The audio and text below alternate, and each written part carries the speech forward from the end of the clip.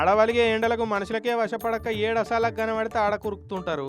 అట్లనే ఈ పాములు కూడా ఠారెత్తే ఎండలకు ఠండా ఠండా ఏసీలకు వచ్చి కాపురం పెట్టినట్టు ఉన్నాయి కదా. ఓరయ్యో రూమ్లో పోయినంత అలకగా ఏసీ ఇండోర్ యూనిట్లో బజ్జున్నాయి పోయి. ఇంటోళ్ళు ఏసీ చాలు చేసి బాగా చల్లగా పెట్టినట్టున్నారు.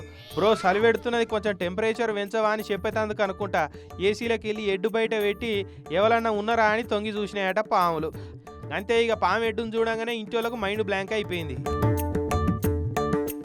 విశాఖపట్నం పెందుర్తి నేతాజీ నగర్లో ఉన్న ఒక అపార్ట్మెంట్లో అయింది ముచ్చట.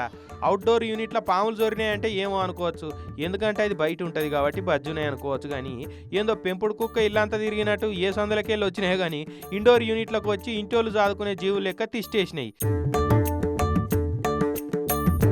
ఇంటోళ్ళు జడుచుకొని విశాఖపట్నంలో ఎవరింట్లో పాము జోరినా సరే ఉరికిపోయి పట్టుకునే కిరణ్ అన్నకు చెప్పారు.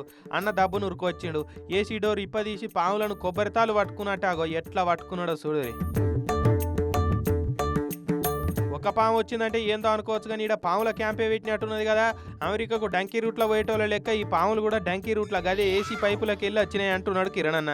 కాకుంటే నిమ్మలమయ్యే ముచ్చట ఏంటంటే ఇవి తుస్తుస్ పాములేనట కానీ బుస్సు అని కాటేసే పాములు కాదట.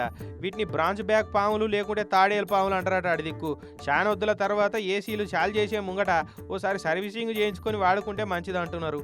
కాకుంటే పాపం ఇంటోళ్ళకు ఇప్పుడు ఏసీ దిక్కు చూస్తేనే గజ్జు అంటుండొచ్చు కదా.